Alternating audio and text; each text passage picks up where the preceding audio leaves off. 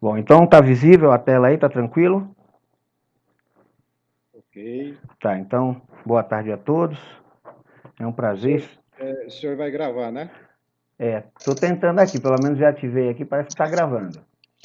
Tá? Dessa vez eu configurei a porta direitinho, vamos ver se não dá zica de novo. Beleza. Aqui não tá aparecendo pra gente a chamada de gravação. Ah, tá. Mas a tela tá aparecendo aí, não tá? Ok, tá tudo ok. Ah, beleza então. Só, Tá, então boa só- tarde a todos. Vamos começar o nosso quase debate, né, que vai ser mais um monólogo praticamente, né, porque tivemos poucas questões. Aí hoje nós vamos abrir, podemos começar? Todos aí estão ok? Bom, o silêncio aprova, né?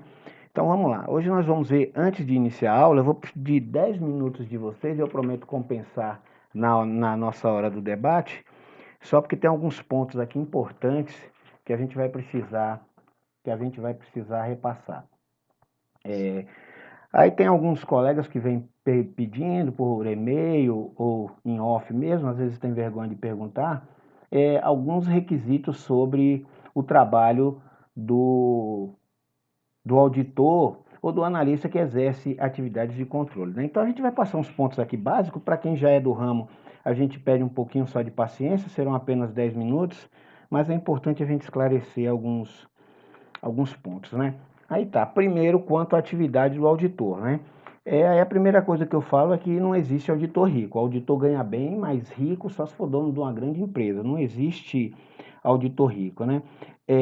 O que existe é auditor empregado e auditor desempregado. E como é que funciona isso, né? Aí eu fiz até aqui uns pontos aqui. O auditor ele não pode ser preguiçoso. Deve analisar o objeto auditado linha a linha, né? Aí existem inúmeras pesquisas que comprovam que a mulher, quando se dedica a determinada atividade, ela exerce com muito mais eficiência e qualidade do que o homem. Eu gosto sempre de dar o exemplo seguinte: o auditor preguiçoso e a mulher quando se dedica efetivamente ao trabalho de auditoria. O auditor preguiçoso ele faz aquele papel do homem quando chega numa consulta médica ou precisa esperar numa sala de espera. Aí ele chega lá, geralmente ele vai só tem revista de moda. Então, o que ele faz? Ele vai passando aquelas coisas ali, não tem atenção nenhuma no trabalho que ele está fazendo. Esse auditor, obviamente, ele está fadado no curto prazo ao insucesso. Já diferente da mulher, a gente dá aquele exemplo assim básico, né? Eu me inspiro toda vez que quando a preguiça bate, assim que eu pego, essa semana mesmo eu peguei 9.200 folhas de um processo, 1.255 questões de auditoria para responder em 10 dias, e aí eu lembro sempre, quando eu vejo minha esposa analisando não, vendo aquela revista de cosméticos. Vocês já viram como é que mulher olha a revista de cosméticos? Ela olha folha por folha, né? Vê os mínimos detalhes, onde a revista tem cheiro, ela cheira a revista, se tem um batom, ela coloca perto da pele para ver a cor e tal. Você vê a minúcia e o detalhamento que a mulher tem quando vai olhar uma revista de cosmético. Pode parecer brincadeira, assim, um detalhe, mas isso é importante. Aí o que, que acontece? Já o perfil do auditor mais preguiçoso, ele pega, o processo tem 10 volumes, geralmente cada volume tem 200 folhas, né?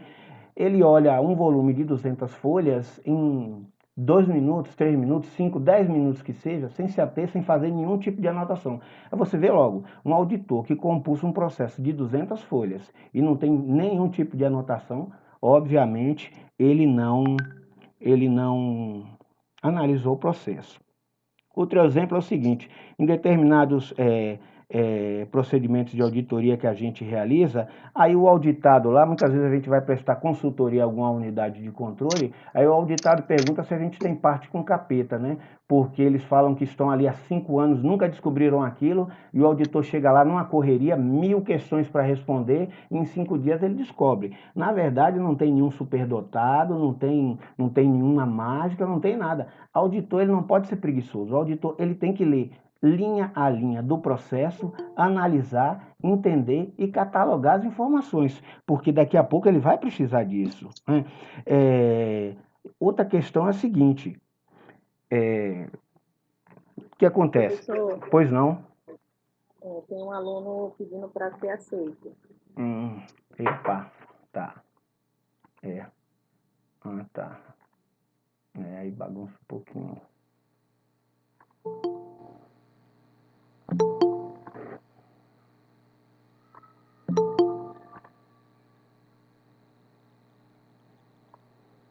Aí quebra um pouquinho o raciocínio, mas vamos voltar lá, né? Então tá, a gente estava falando que não existe nenhuma mágica no procedimento de auditoria. Não tem jeito de você fazer auditoria sem analisar processo, não adianta. Quando você está fazendo uma auditoria, tudo no processo é importante. Ainda que você não anote, mas você tem que entender a empresa. Quando a gente chegar na parte de relatórios, a gente vai notar que um dos princípios básicos para se realizar um bom procedimento de auditoria é conhecer a entidade auditada. Né? Porque a partir daí a gente consegue desenvolver questionamentos, a gente sabe quais são os potenciais riscos, quer sejam inerentes de controle ou de detecção, e a partir daí a gente vai desenvolvendo o nosso trabalho.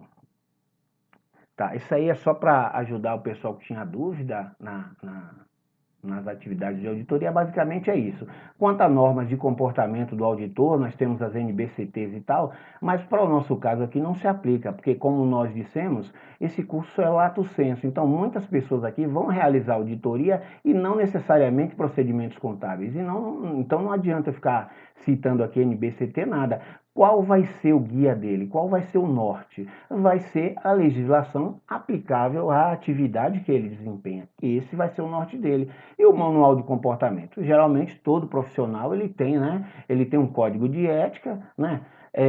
E caso não tenha, ele pode seguir o código de ética da Intosai, que também disciplina quais são os procedimentos dos profissionais que exercem atividade de controle. Tá. Agora vamos partir efetivamente para o nosso debate, né? Eu fiz aquele vídeo rápido lá, postei, espero que tenha ajudado vocês, que eu senti que ainda estamos no começo, então temos algumas dúvidas, assim, sobretudo quanto ao funcionamento do sistema, mas uma coisa que me deixou preocupado é que nós viemos para o debate com apenas uma questão, né? Então fica aquela preocupação. O assunto está fácil demais ou a gente não está tendo tempo efetivamente para se dedicar às aulas ou tem alguma coisa errada aí? Porque 32 pessoas é uma questão só colocada, embora alguns colegas tenham feito em off alguns questionamentos, mas mesmo assim é muito pouco. Mas vamos ficar com a antena ligada, porque o que acontece? Embora sejam profissionais experientes, acho que tem mais gente pedindo para entrar. Embora sejam profissionais experientes e tal, mas essa parte de conhecimento, tanto das normas de auditoria de conformidade, quanto do planejamento, é imprescindível para que você realize um bom trabalho lá na frente. Mas vamos seguir então. Na aula 1, nós falamos de auditoria de conformidade, nós falamos de população, de amostra, de materialidade, relevância, risco, e eu disse que esses procedimentos vão nos acompanhar ao longo de todo o procedimento de auditoria, ao longo de todo o curso, melhor dizendo, e ao longo da vida de vocês. Isso aí são técnicas que vocês não têm jeito, a menos que alguém reinvente a roda, mas isso aí há 200 anos vem sendo feito desse jeito e provavelmente no curto prazo não irá mudar, até porque vem funcionando bem, né? Tudo bem que num contexto globalizado toda hora muda e a Intosai tem revisto seus procedimentos, mas são ajustes procedimentais. Quanto à técnica e estruturação dos procedimentos, basicamente ele vem se mantendo. Pontos importantes da aula 2. PMBOK, gerenciamento de projetos, e ele é unanimidade? Não. Existem outras ferramentas para desenvolvimento desses projetos, né? Algumas até mais cotadas hoje em dia, como Agile, o Scrum e etc., né? Mas o PMBOK, para quem está começando, ainda é aquela ferramenta mais fácil e que traduz, na verdade, o contexto básico do que a gente vai precisar para o nosso curso, né? Sem apertar muito e contendo aquilo essencial que a gente precisa, né?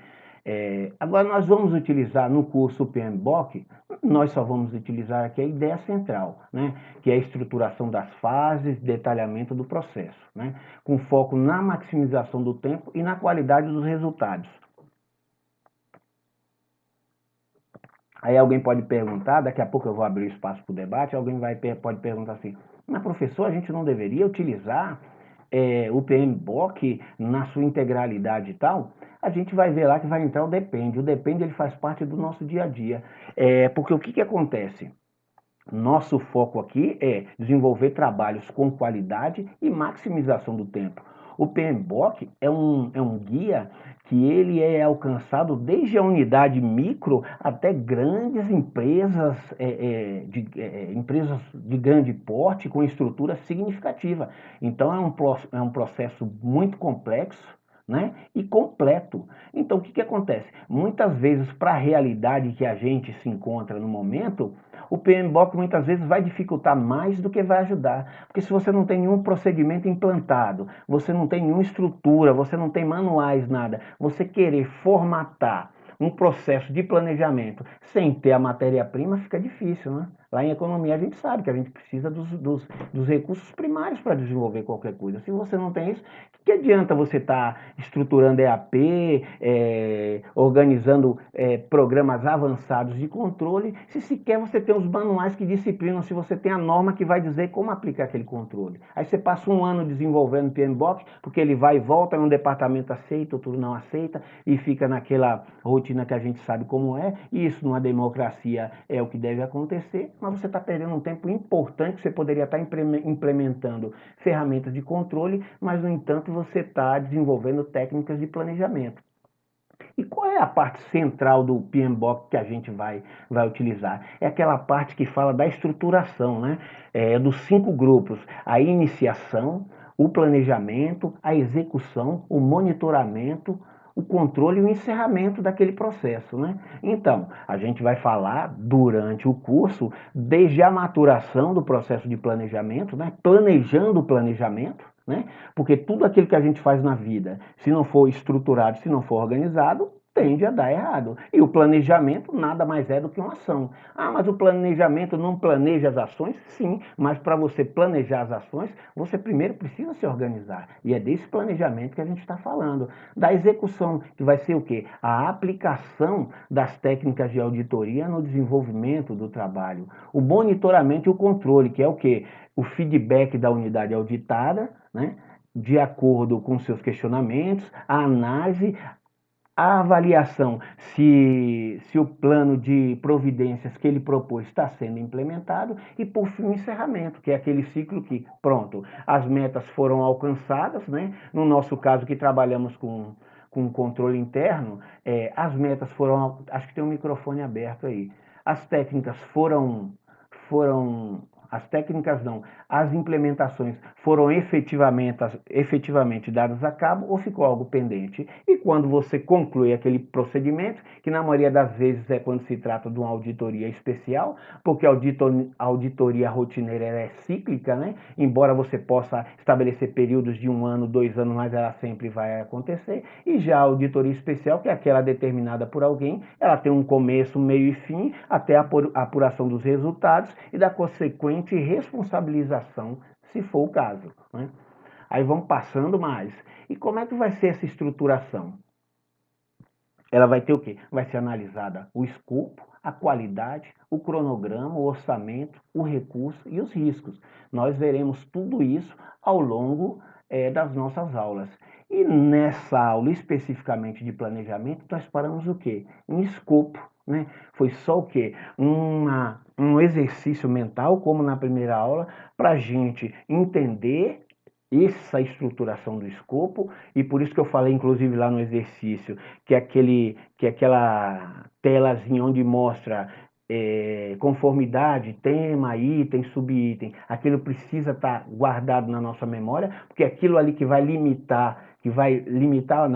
disciplinar o nosso trabalho ao longo do curso, e com aqueles 5 grupos ali a gente consegue fazer milhares de combinações. Você vai poder auditar qualquer área de qualquer atividade, com aqueles 5 pontos. E como é que vai ser a estruturação daquilo? Vai depender do grau de maturidade e da profundidade dos levantamentos que você for realizar na sua entidade. Mas tudo isso aí é passo a passo, é gradativo, é consolidado, e a gente, como o próprio PMBOK diz lá, a gente só abandona uma meta, só passa para o passo seguinte quando aquela meta efetivamente está implementada. Porque o quê? É um sistema, e quando uma peça não funciona bem dentro do sistema, a exemplo do computador, alguma coisa vai travar, alguma coisa vai emperrar cedo ou tarde. E a depender do momento que isso ocorre, pode causar prejuízos significativos e irreversíveis para a administração. Aí tá, nós falamos que não vamos utilizar, a princípio, o conceito fundamental lá, ou seja, a integralidade do PMBOK. Mas nós vamos estudar o quê? A estruturação dele, que na verdade grandes estudiosos resumiram isso para a gente, e eles dizem o quê? Que o bom planejamento, a gente tem que saber o quê? O que fazer, para quem fazer, por que fazer, como fazer, em quanto tempo fazer e quanto gastar para fazer. Se você pegar uma NBCT que trata de relatório, ela está estruturada dessa forma. Se você pegar a Intosai, ela está estruturada dessa forma. Se você entrar nos manuais de auditoria operacional dos órgãos de controle, tanto federais quanto estaduais, elas estão estruturadas nessa norma. Por quê? Porque aqui sintetiza tudo. E a gente lembra lá do nosso plano de conclusão de curso, lá do TCC, trabalho de conclusão de curso, que a gente vê que um desenvolvimento metodológico necessariamente obedece essas 5 fases de estruturação. Não se preocupem, eu estou fazendo uma recapitulação breve aqui, mas daqui a pouco a gente vai abrir o espaço para o debate e maturar um pouquinho mais essas coisas. Estruturando um projeto de auditoria, aí a gente já está entrando lá naquela primeira parte que vai servir de sumo para a nossa atividade monitorada. A partir dos quesitos vistos no slide anterior, que ele fala lá do planejamento e tal, vamos mãos à obra, né? Aí ele fala quem somos, né? Analistas de controle do Tribunal de Contas, o que iremos fazer? Auditar o Departamento de Gestão de Pessoas lá do município de Alibaba, um famoso município, né? Pela honestidade e tal.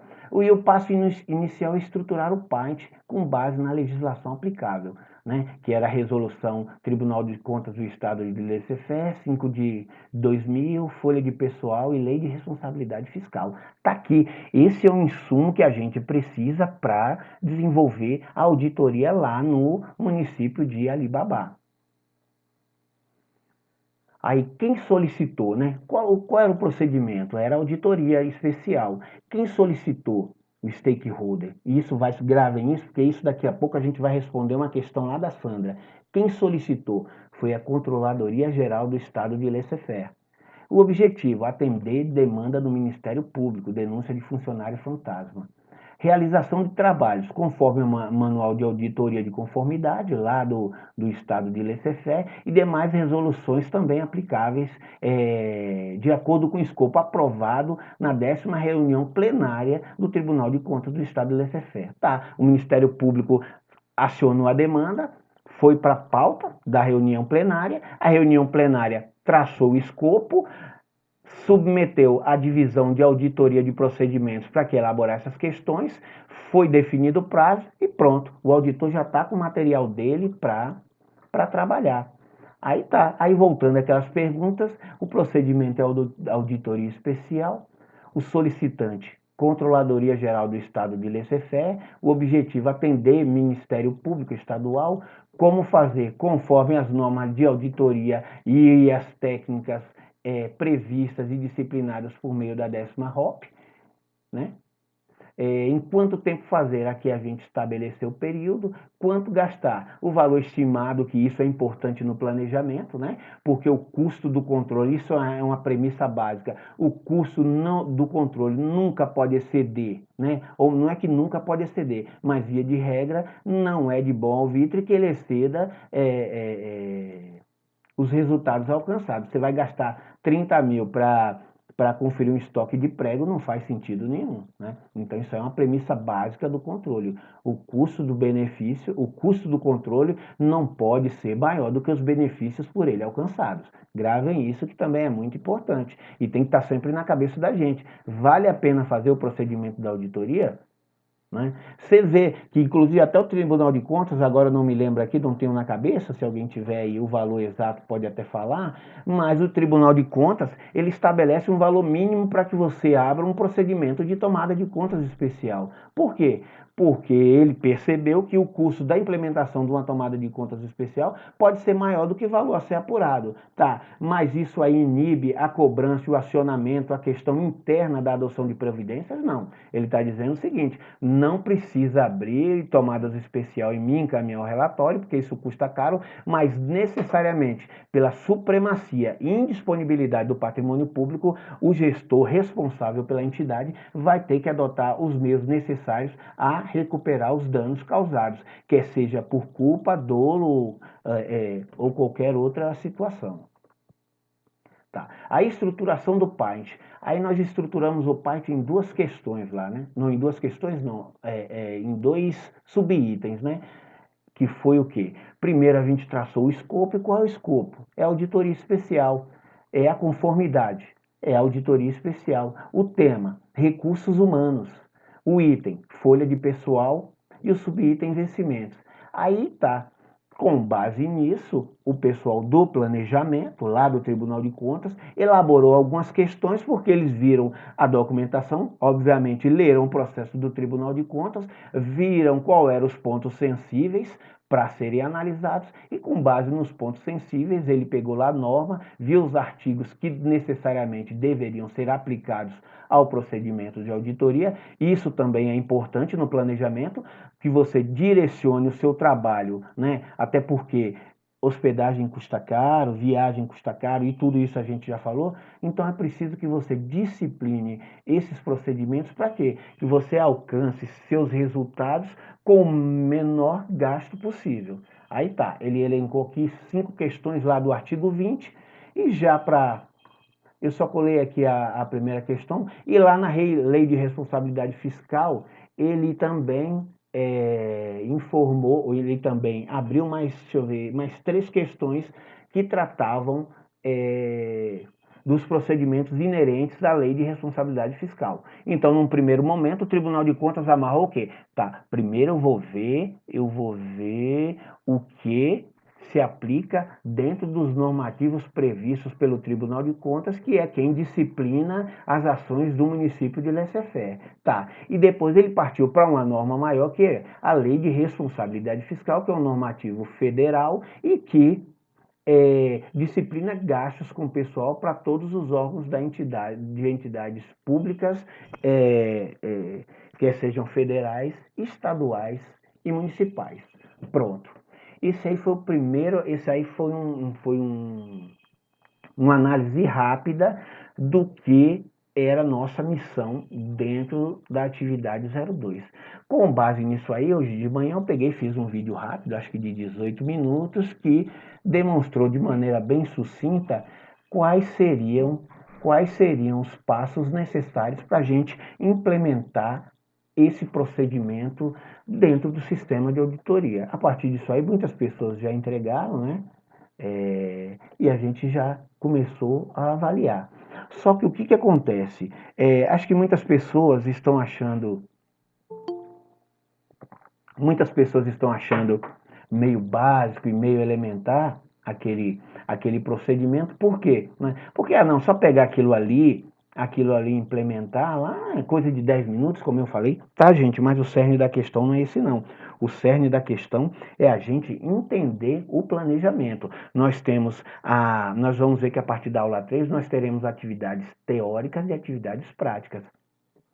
Nesse aqui, eu só me ative a atividades práticas, por quê? Porque no primeiro momento eu queria demonstrar para vocês o que é um princípio básico de auditoria de conformidade e já num segundo momento eu preciso utilizar uma ferramenta para implementar essas atividades. E a partir disso eu desenvolvi aquelas 7 questões para a gente implementar. Pronto, agora a gente já tem noções básicas de auditoria de conformidade, já viu como é que se deve estruturar um planejamento. Claro que ninguém vai sair fazendo um planejamento perfeito só com aquela aula de PMBOK e com os apontamentos que eu dei aqui. Isso tudo leva tempo. A princípio, vocês têm que conhecer com profundidade a entidade, porque você não pode planejar nem falar sobre o que você não tem domínio. Então, a primeira coisa é vou conhecer minha entidade. A quem ela está subordinada? Ela tem subordinação a algum órgão federal? Tá, não tem. Ah, não, é o plenário, é o conselho deliberativo lá? Tá, beleza. E o que que diz lá nos procedimentos, no regimento interno lá? O que que diz? Como é que trata? Quais são os normativos que disciplinam cada atividade? Eu tenho manuais, eu vou precisar fazer, e a partir daí é que a gente vai começando a planejar. Pode ser que no seu planejamento de auditoria, a primeira fase seja justamente o estabelecimento de manuais, que vocês ainda não têm. E a gente aprendeu lá que a auditoria de conformidade só é aplicável quando se tem algum normativo para que a gente possa implementar. Então, essa aula de estrutura de planejamento, junto com a aula 1, é importantíssimo. Veja bem, na turma anterior, nós começamos com 30 alunos, 29 alunos, que um desistiu antes, lá parece que teve um problema e não pôde cursar. Quando a gente chegou na quarta aula, só tínhamos 8. Ou seja, na terceira aula, né, de 29 menos 20, 21 candidatos foram eliminados, ou porque também achou que não era o foco, mas na maioria das vezes foi porque foi achando que estava fácil demais, e quando chegou na aula 3, deixou para a última hora. O que aconteceu? Não deu tempo. Não deu tempo, teve que voltar na aula 1 e 2, vários deles tiveram que voltar para assistir a aula 1 e 2, para refazer as atividades, porque fizeram mecanicamente, não assimilaram o conteúdo, e quando chegou na aula 3, o bicho pegou. E aí na aula 4 ficamos com 8, na aula 3 ficamos com 8, e hoje na sexta etapa, né, que se encerra hoje, segunda-feira, começa a 7ª etapa para a turma 1, nós só temos 4 guerreiros na batalha, né? O que acontece? Provavelmente esses irão até o final, porque já pegaram o esquema da coisa, são muito dedicados, muito aplicados, então provavelmente vão conseguir, desde que mantenham o foco, né? Porque agora o que era essencial eles já sabem, agora eles já estão trabalhando basicamente dentro da entidade deles lá, elaborando manuais, revisando procedimentos e me mostrando resultados, né? E a partir daí a gente vai avaliando, vai corrigindo, é mais uma mentoria agora, na verdade, do que propriamente uma análise dos trabalhos apresentados, né? Mas vamos seguir então. Agora vamos partir para o nosso debate. Nós vamos começar aqui pela Sandra. Ela fez 2 questões aqui interessantes.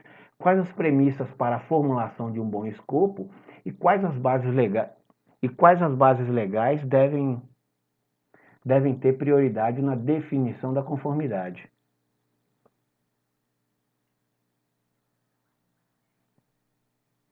Estou dando aula.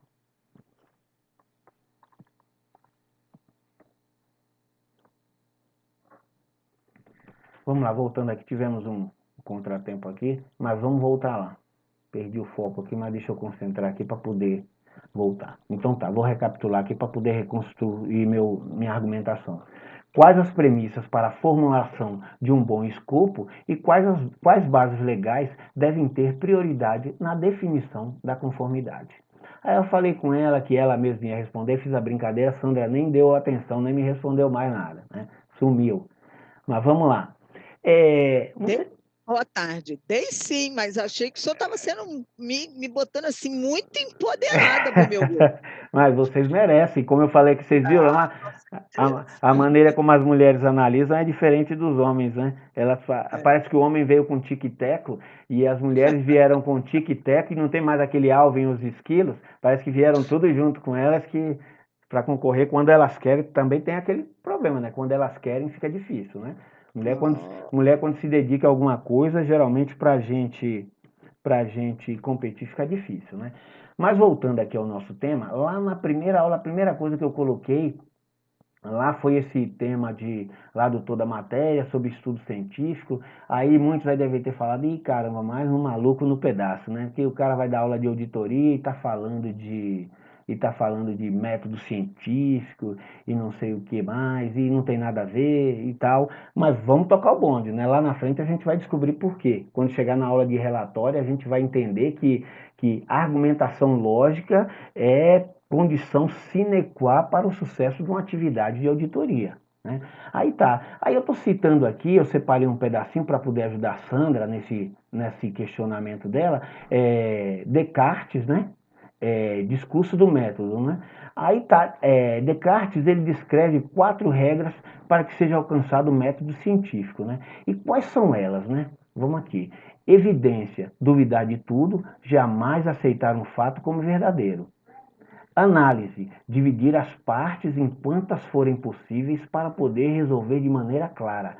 Síntese, ordenar o pensamento e começar a solução pelos fatos mais simples. Enumerar e revisão. Enumerar e revisar de maneira tão completa e geral que nada restará. Tá.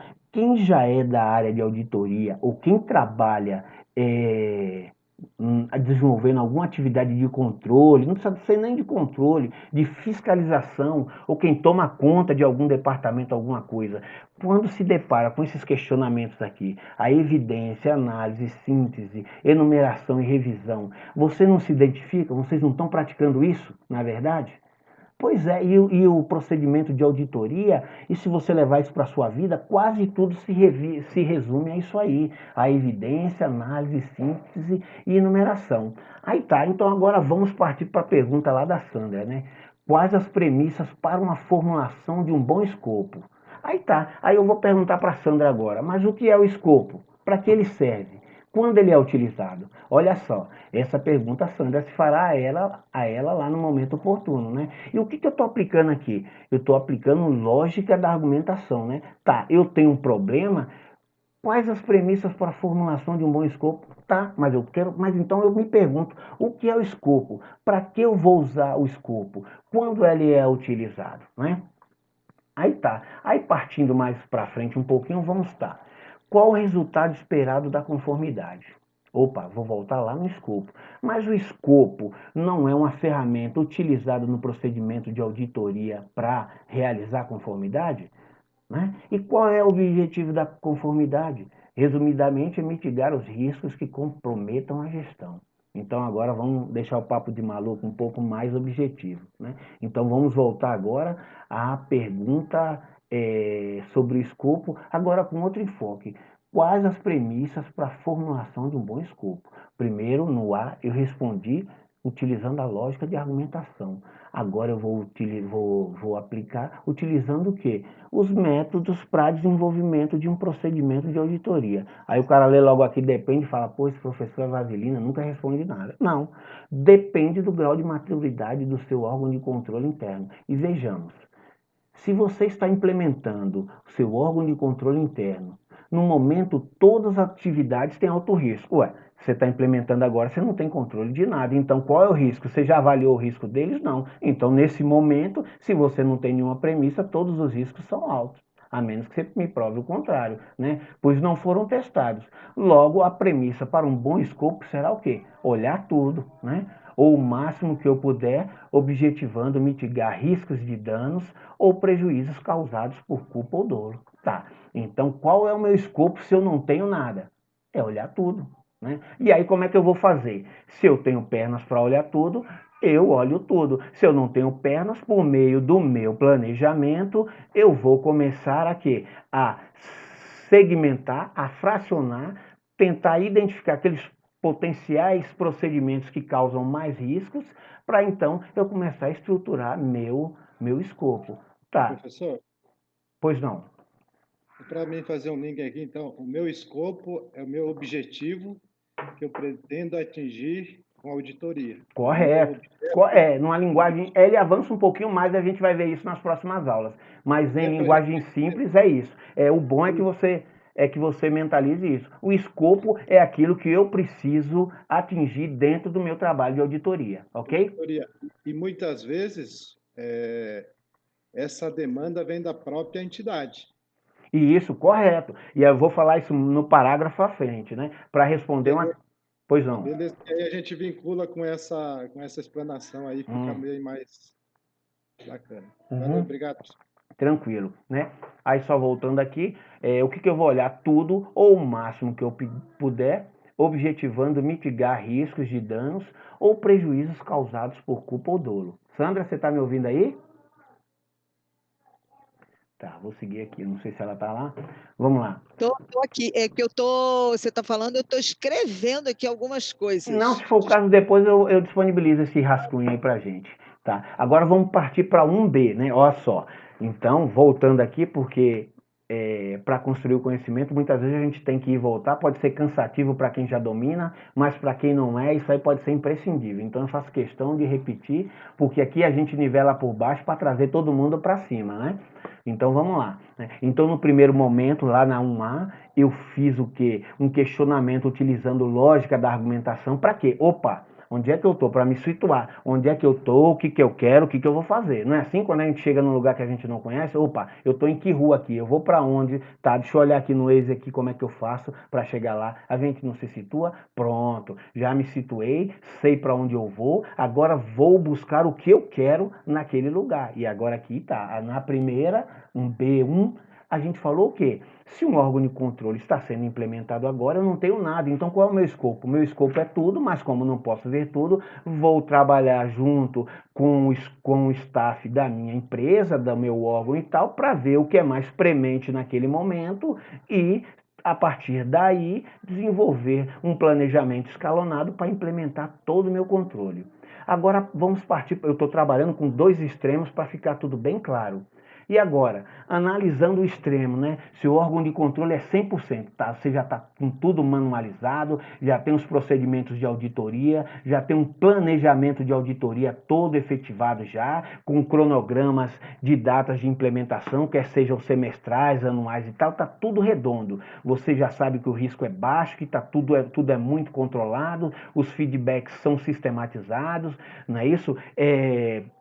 Aquela fase de notificação já foi feita, o plano de providências a entidade apresentou, cumpriu, materializou, eu verifiquei, tá ok, beleza. Então o que eu vou fazer agora? Paro de trabalhar? Não, agora sim meu escopo muda, eu vou focar em outra coisa. Primeiro eu estava focando o quê? Em fazer a coisa funcionar e disciplinar a coisa, mas já estou tudo 100%. Então, opa, agora eu estou no mercado, agora sim eu entrei para brigar. Então o que eu vou fazer agora? Agora eu vou maximizar resultado, reduzir custo, certificar minha empresa para poder o quê? Para poder ter competitividade no mercado, né? Porque antigamente sequer eu sabia, eu estava perdido, a minha nau estava à deriva, eu sequer sabia o que eu ia fazer. Agora eu já sei, já tenho uma posição dentro do mercado, agora eu vou começar o quê? A maximizar resultados, reduzir custos, né? Para quê? Para poder colocar minha empresa na briga nesse mercado globalizado. Então, não sei se ficou claro, você entendeu, Sandra, como muda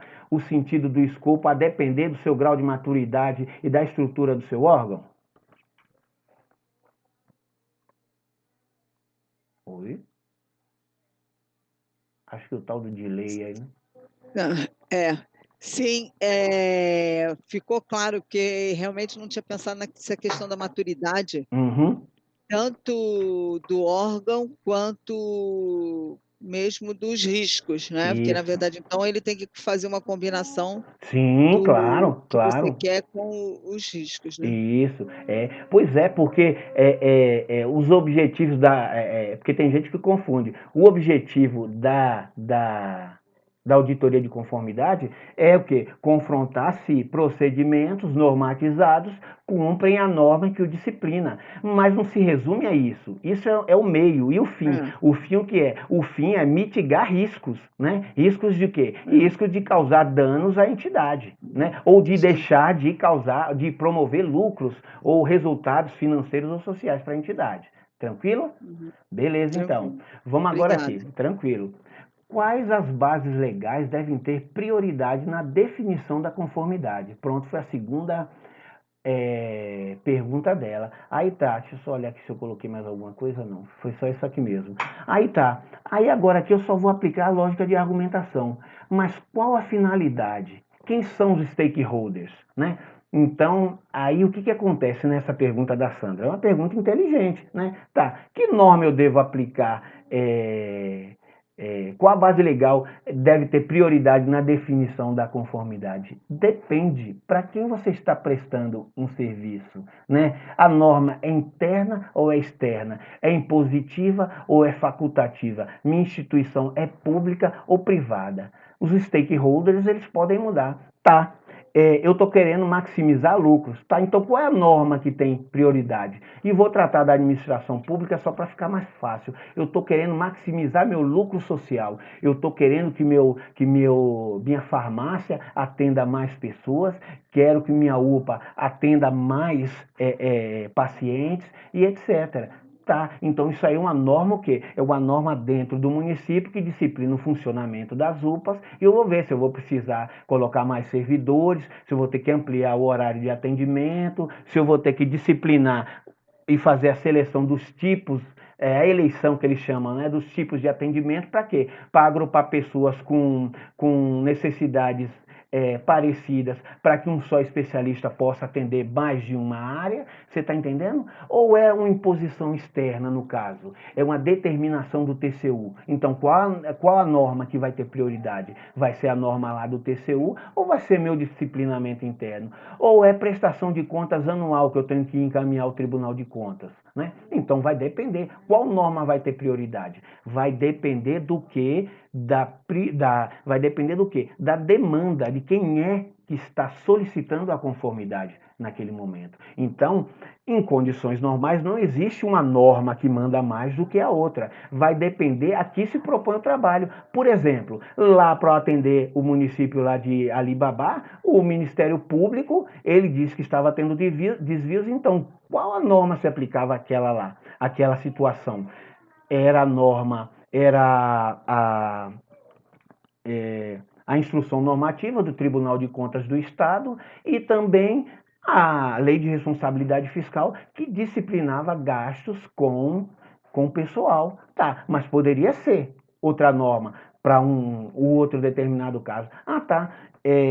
O Ministério Público ele está dizendo que está tendo desvio de combustível lá, tá? Aí eu veria o que se aquele município tem normas, né, disciplinando o deslocamento do veículo, se tem mapa de deslocamento dos veículos, se o Tribunal de Contas estabelece um número de viagens máximas dentro de uma cidade ou outra, porque tem municípios que muitas vezes não tem atendimento, então eles disponibilizam vans ou ambulâncias para levar o paciente para outra cidade, então tá, mas o Tribunal de Contas ele disciplina isso, ele disciplina gasto, o procedimento pode ser licitatório, ou é convite, ou é um pregão, como é que funciona isso? Então vai depender do quê? Vai depender de quem está solicitando a nossa atividade de auditoria de conformidade. Ok, Sandra? Isso aí ficou claro para você? Ficou. Ah, então tranquilo. Muito Pronto. obrigada. Pronto, o que eu tinha que falar era isso, gastei 47 minutos, né? Falo demais, mas não se preocupem, que eu vou ficar aqui à disposição para atender qualquer questionamento que vocês quiserem fazer aí nesse momento.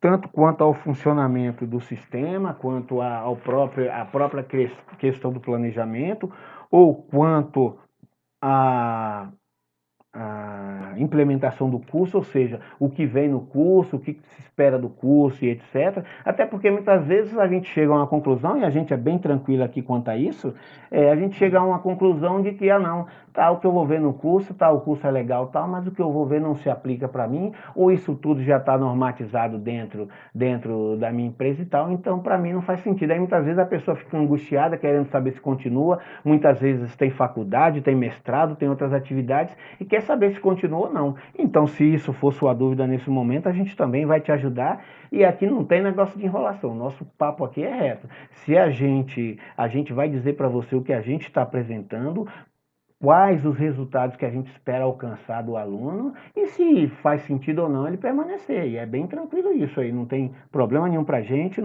a amizade continua e a gente toca o trabalho. Pois não, aí se alguém quiser se manifestar. Edson, Professor Edson, queria saber uma coisa. É, dentro do programa, o trabalho é em cima do caso que está na apostila, né? Perfeito. E que aí agora tem que mandar a atividade, que são os backups. Não entendi bem como mandar, não, mas depois ainda vou tentar descobrir ali. É só acompanhar aquele vídeo e depois enviar. Como você enviou a atividade 1, não foi? Você vai fazer do mesmo jeito. Você vai entrar lá no portal do Classroom e vai anexar lá tanto um relatório PDF quanto um arquivo zip que é gerado pelo backup. É muito tranquilo, bem simples. Então tá. Eu fiquei na dúvida se era isso, o zip. Tá bom. Tá. E qualquer dúvida, tem o Janadilson aí, o Janadson, toda vez eu troco o nome dele, que ele já fez, e aí é só colocar lá no grupo que ele também orienta, porque muitas vezes aqui eu não tenho acesso à aba de aluno, né? Porque como eu sou professor, não tenho a aba de aluno. E o pessoal do suporte agora me deixou, disse que eu tenho que me virar sozinho, porque a demanda está muito grande, né? E aí o pessoal do apoio tecnológico e tal disse que não dava para ficar segurando um técnico lá, não, e que como isso nunca tinha acontecido antes, e eu dei uma desperto dessa vez pedir, aí falaram, bom, o cara já te ajudou, já instalou o sistema, já tirou dúvida, agora aí é com vocês, segura sua bronca aí e sucesso na sua jornada. Mas aí o seguinte, os demais trabalhos são também feitos com base nesse ou vamos desenvolver algum trabalho Não, específico? vamos desenvolver trabalhos específicos. Acho que no próximo ainda é um procedimento licitatório, porque a gente vai trabalhar com amostra e tal. Às vezes eu faço um pouco de confusão, porque eu tenho 5 turmas, aí uma turma tá na fase do relatório, o outro está, por exemplo, a turma 2 hoje está finalizando o relatório, daqui a pouco eu vou ter reunião com eles. Já tem turmas de empresas extras que estão fazendo, então eu acabo me confundindo, mas se eu não me engano, o próximo tema vai ser amostra. E aí vocês vão pegar a Prefeitura de São Paulo para trabalhar com procedimentos licitatórios do ano de 2016 a 2018, acho. Vão tabular tudo, vão me entregar essa parada redondinha e bonita em 15 dias. E vão precisar muito desses conceitos que a gente viu até agora para poder desenvolver. Já na atividade 4, vocês vão pegar outro procedimento do município lá de Santa Catarina, vão auditar, elaborar as questões de auditoria, o relatório, adoção de providências e vão me encaminhar. A partir da aula 5, aí é com vocês. Vocês vão escolher um tema da área de vocês e a partir daí a gente vai começar a mentorear vocês para que vocês implementem isso no prazo definido por nós, entendeu? Aí vai ficar bem interessante. Legal. E tem que ser a mesma que a gente apresentou na atividade 1, ou a gente pode não, pode mudar.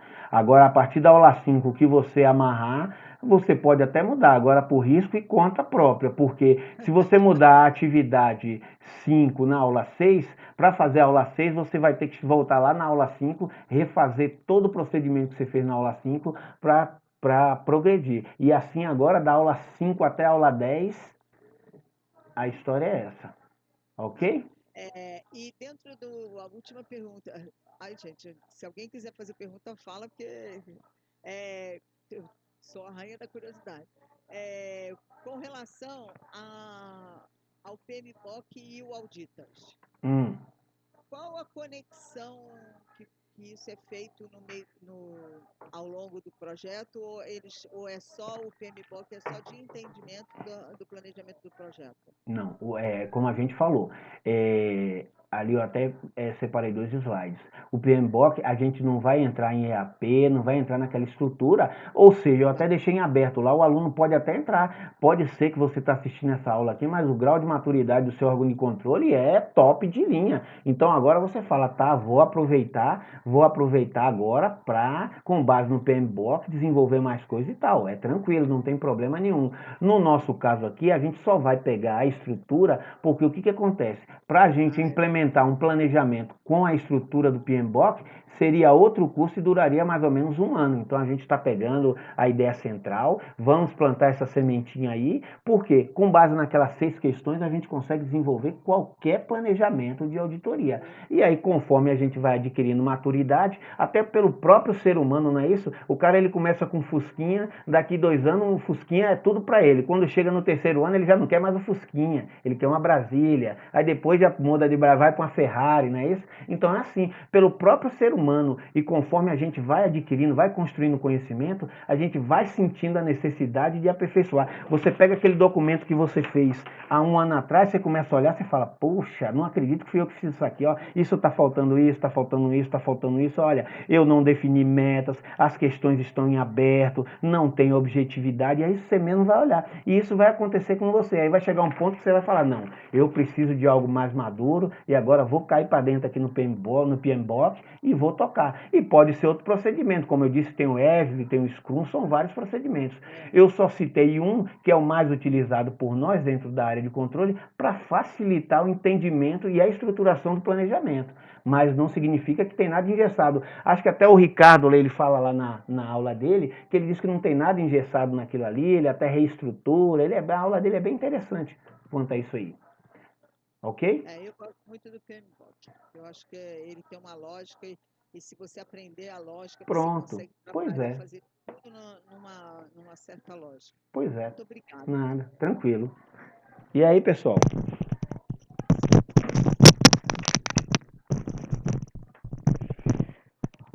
O pessoal não conversa muito aqui, não. Lá na outra turma, só tem 4 e a gente tem que pedir questão de ordem, porque se deixar, nego fala, nego quer fazer 40 perguntas. Professor, Pois não. na utilização do sistema eu estou tendo algumas dificuldades, que ele está apresentando alguns erros. Eu até esqueci de anotar aqui um erro. Tá. O que o senhor sugere? Eu reinstalar o sistema? Não precisa não. A gente vai... veja bem, já até aconteceu, acho que com o Alessandro, o seguinte. O que acontece? O sistema, ele tem a fase de implantação, que você entra com a senha geral, e você tem também a fase de atualização. Toda vez que ele é atualizado, ele zera a chave e você é obrigado a inserir outra chave, porque a maneira que a gente tem de saber se quem está usando o sistema realmente tem habilitação para utilizar. Então, atualizou ou instalou a primeira vez, ele vai pedir aquela chave grande lá, que depois que a gente memoriza aquilo ali também, em 30 segundos a gente faz, né? Clicou na caixa amarela, clicou no boneco azul, informou o e-mail, o nome da empresa e aquela senha grande, salvou, informou o usuário, repetiu a senha, um abraço, já estamos no ar de novo. Tranquilo? Mas aí depois... Aquela chave grandona lá. Isso. Mas depois a gente vai ver com você, a gente não, que agora a gente sou eu, né? Eu e Deus agora, a gente vai sentar e vai resolver isso sem problema nenhum, tá certo?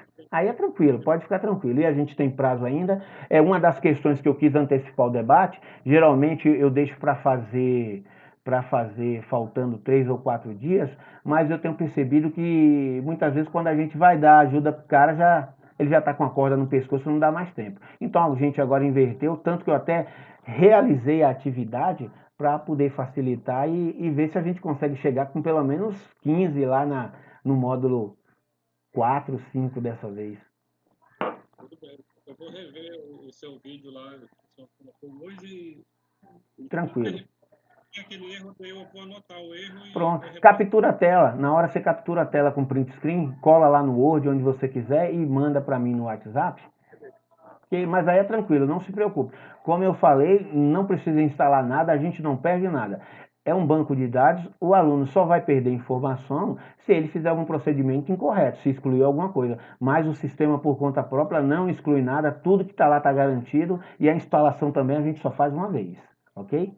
Agora tem um detalhe, né? Tem um detalhe. A depender do sistema antivírus que você atualiza, aí pode acontecer isso. Aí a gente tem que disciplinar isso, porque a gente não tem acesso às configurações do seu antivírus, nem a missão nossa controlar o funcionamento das máquinas. Aí muitas vezes a pessoa, quando vai instalar o antivírus no sistema, aí tem lá proteção total, firewall, não sei o que, acesso externo, não sei o que. Aí você ativa aquilo lá, o que acontece? O sistema, ele precisa ir no servidor para ver se você está habilitado, até para preservar você. Aí, se você diz que não é para permitir acesso externo por meio de software, Não tem jeito, ele vai lá, bate, não passa no firewall, que o firewall é um muro. Ele bate no firewall, volta, ele não conseguiu, meu amigo, erro. Vai de novo, não conseguiu, vai ficar um ano dizendo que não conseguiu. Você está entendendo? Aí, por isso que a gente precisa catalogar esses erros para tentar ver se é algum problema de configuração interna do sistema, do sistema do Windows, ou se é antivírus. Porque o sistema em geral ele não dá problema depois que você instala. A única chateação, mas é por segurança, que ele tem é esse lance da senha. Mas fora isso aí, até a atualização ele faz sozinho. Você percebe quando você está minimizando lá, de repente ele diz, pronto, já atualizei, já abre a tela dizendo para você que já atualizou. Você está entendendo? Até isso ele faz sozinho. Ok?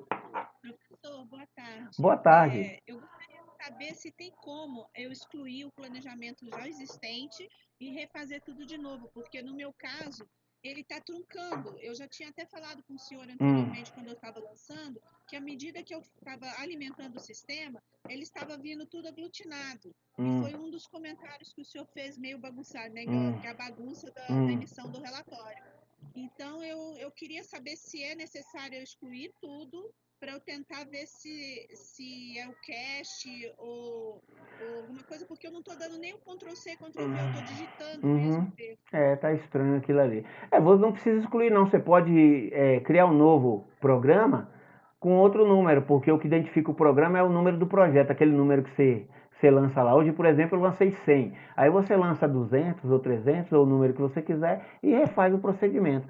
Mas, na verdade, a gente tem que dar uma olhada com calma, porque nada se perde ali, tudo se transforma, não tem aquela máxima?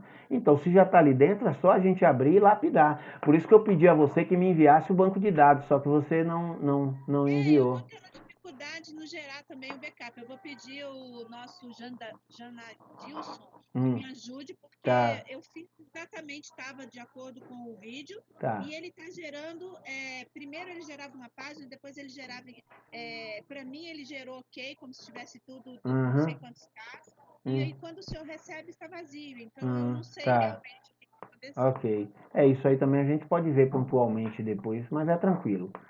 Com certeza. Uma dúvida, com relação a. Lá ele fala assim, num campo, que é qual o papel, o número da folha de papel de trabalho. Quando a gente alimenta cada questão, a gente tem que mudar o número da folha ou pode manter um? Não, aquilo ali a gente não. Nesse momento, é aquilo que eu disse lá no vídeo. Nesse momento, nós devemos nos ater apenas a inserir a questão e a legislação. Pode deixar em branco. Aquele número ali, o que é? Quando você está dentro do processo, você vai ver lá que você pode estar analisando, você pode estar fazendo uma auditoria que tem muitos processos, ou você pode estar fazendo uma auditoria que se resume a um processo só. Quando tem muitos processos, você tem uma aba lá que você vai cadastrando os processos, vinculando a questão e vai informando o número das páginas. Quando você trabalha com um processo só, ali onde tem escrito PT é papel de trabalho. Você vai informar qual papel de trabalho está referenciando a sua questão e o seu achado, entendeu? Para quê? Para quando cada questão tivesse um papel de trabalho. Não, mas terá. É que no momento. Terá, obviamente. É que nesse momento o nosso foco é só aprender como alimentar as questões e a legislação. A gente não está ainda se pegando aquilo não, porque senão ficaria um pouco puxado, né? Mas a legislação também o senhor ainda não deu para a gente alimentar não, também. Sistema, correto? Não, tranquilo. Tá tudo. Beleza? Obrigada. Nada, sossegado. Mais alguém aí? Professor, a gente tem espaço lá no sistema para a gente escrever sobre os procedimentos que vão ser adotados na hora da gente analisar o objeto, vai usar tal procedimento, trabalhou com tanta amostra, existe esse campo? Sim, tem. Na verdade, essa parte, né, deveria constar lá no relatório, mas nada impede que dentro do próprio achado, a depender, você pode dentro da sua instituição aí, você pode ter determinados procedimentos que para cada achado, quando eu falo achado, é aquilo que respalda a questão, você adota um procedimento diferente. Lá dentro do próprio achado, você pode disciplinar esses procedimentos e embaixo acrescentar o achado. Certo, entendi. Tranquilo? Pensei que tivesse algum preenchimento específico. Mas não, isso. Isso porque e outra coisa, o que você pode também fazer é anexar um papel de trabalho, porque, por exemplo, depois nós vamos ver mais à frente um pouco que até a própria CGU, depois de anos, resolveu mudar, que ela mandava aqueles relatórios monstros, né, para a gente, que dificultava muito o acesso, e hoje eles tomaram consciência de que aquilo não funciona, então o relatório dele é mais ou menos naquela estrutura do audita, e o quê? E ele vincula tudo agora a quê? A anexos, né? Então tá, ele quer estruturar os procedimentos que ele adotou, como você está falando aí, ele vai chamar lá do anexo 1, procedimentos implementados. Aí ele vem lá, questão 1, tal, cita os procedimentos, tá certo? Depois ele só vai lá no audita, na aba divisórias, cria a divisória para o anexo respectivo e faz a referência lá dentro do PT. Você chama lá, vai dizer que seu anexo 1 é um papel de trabalho seu, e aí quem vai analisar seu relatório, pega lá o relatório, vê a ideia central e os encaminhamentos para a manifestação da autoridade competente, mas quem vai se enfronhar mesmo, aprofundar para responder questão ou para imputar responsabilidade e tudo, vai lá no anexo. Você está entendendo? Porque muitas vezes eu do alto staff, eu não quero saber, eu não sei se você usou critérios substantivos ou de observância, eu não sei, eu não entendo disso. Eu quero saber, eu quero chegar lá, ver o escopo todo, você me dizer se está tudo mais ou menos, e no final você me dizer, olha, está aprovado, está reprovado, está aprovado com ressalvas e tal. Você está entendendo? E a quem cabe especificamente essa análise e questionamento ou contra-argumentação e tal, vai lá no respectivo anexo e verifica isso. Outro ponto importante muitas vezes é que você está fazendo uma auditoria de gestão, então você está envolvendo os vários departamentos. Então o que acontece? Muitas vezes, se você implementar isso tudo dentro de um relatório, vai ficar muito pesado. Aí, poxa, eu sou lá do RH, eu não quero saber se o caminhão está faltando roda, se o carro está sem gasolina ou se não tem mapa de controle. Eu quero saber se minha folha de pagamento está ok. Aí eu tenho que discorrer o relatório todo, aí lá no resumo das questões, milhares de questões, não. E aí lá dentro das questões inerentes ao trabalho do RH, tá lá, vídeo anexo tal, questões tal. A gente vai ver isso mais à frente um pouquinho, que você tem uma aba lá que você pode estruturar ou por processo ou por metodologia. E até na hora de gerar as questões, você gera, por exemplo, um relatório com as questões só para o RH, um só para o departamento de patrimônio e tal. E isso, além de ficar muito bonito, muito organizado, é um adianto enorme para quem vai analisar o processo. Professor, desculpa estar insistindo nesse. Não, pode ficar tranquilo. A questão não era nem para poder, né, dar um feedback do relatório. Eu estou pensando realmente só no planejamento ainda, porque o senhor defendeu na aula passada, né, a ideia de que o planejamento tinha que ser feito, em tese, deveria ser feito por uma pessoa independente, e auditoria por outro auditor, ou seja, por segregação de Isso, função. o piloto, correto. Então assim, se eu estou fazendo um planejamento e eu vou entregar esse planejamento para outra pessoa verificar, eu entendo que eu deveria... Tá, entendi o que você está falando. Não, correto. Quando você abre... Isso. Perfeito. Perfeito. Perfeito. Perfeito, não entendi, perfeito, você está corretíssimo. O que acontece? Quando a gente abre o processo de auditoria de conformidade lá no município de Alibabá, o primeiro anexo que tem são os encaminhamentos da reunião ordinária do plenário, o segundo já vem o planejamento, designando cada auditor, as questões que ele vai olhar, a metodologia que deve ser aplicada, o escopo, a amostra e tal. O cara já recebe o pacote pronto. Por exemplo, na unidade que eu trabalho, o auditor já recebe até as questões prontas já. Ele já recebe o arquivo, esse Paint aí que vocês estão fazendo agora na mão. Tem um profissional lá que ele só faz isso. Ele vai tabular essas questões, que nós já temos lá o banco de questões. Aí ele pega o despacho do plenário, vê lá questão 1, questão 7, questão 1000, questão 12.000 e tal. Ele marca no relatório, já gera um projetozinho, né? E já te entrega o arquivo compactado. Ele fala, olha, Alessandro, você vai fazer isso aqui lá. Aí dentro desse arquivo compactado tem tem o planejamento e tem um módulo de auditoria que você vai utilizar. Você chega lá, descompacta dentro desse sistema, já cai para briga já, entendeu? E, além disso, fica lá formalizado o procedimento licitatório lá na sua sede. Mas você já recebe o pacote. O ideal é que aconteça assim. Você já recebe o pacote fechadinho, prontinho lá. Você está entendendo? Com prazo, com tudo. Aí é show de bola. Né? E o ideal é que funcione assim. Se ainda não funciona assim, e a gente respeita as instituições que têm seus procedimentos já definidos de trabalho, né? A gente respeita e não tem nada contra. A gente apresenta sugestões para maximizar os trabalhos, mas se já está funcionando, a gente não quer reinventar a roda nada. Né? Aí segue. Se está funcionando, vamos manter. A gente está querendo agregar. Então é aquilo que eu falei no começo. Vamos aproveitar aquilo que serve para a gente e aquilo que não serve a gente deixa lá na geladeira, que pode não servir hoje, mas pode servir daqui a um mês, daqui a um ano, daqui a 10 anos. Tranquilo? Perfeito, professor. Obrigado. Nada. Mais alguém, pessoal?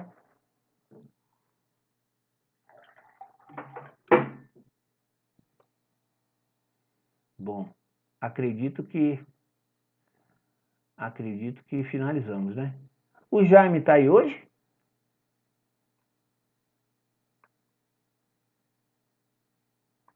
Hoje na minha tela que só está aparecendo 4. Ele estava, professor. É, né? Ele tava aí. Acho que é. Tranquilo, hoje o dia está meio complicado. Então podemos finalizar? Alguma dúvida? Vamos na massa agora. Então pronto aí. Agradeço mais uma vez a todos os presentes. Eu sei que é complicado a gente administrar tempo, além do mais fim de semana, com esse negócio de pandemia, é menino em casa, é coisa para arrumar e etc, né? E ainda quem está em home office, parece que inventaram esse home office. Tem gente que gosta, para mim, é escravidão, que eu estou trabalhando mais de 14 horas por dia e eu só trabalhava 6, né? Então, aí o negócio ficou meio esquisito. E o menino gritando no ouvido, aí você tá lá fazendo um papel de trabalho, é para você dizer que aprovou e você, quando vai ver, você diz que reprovou, arriscado a receber um processo nas costas e tudo, mas é isso mesmo. Então, Tem a criança, o cachorro, o interfone que o cara aqui chamou agora mais...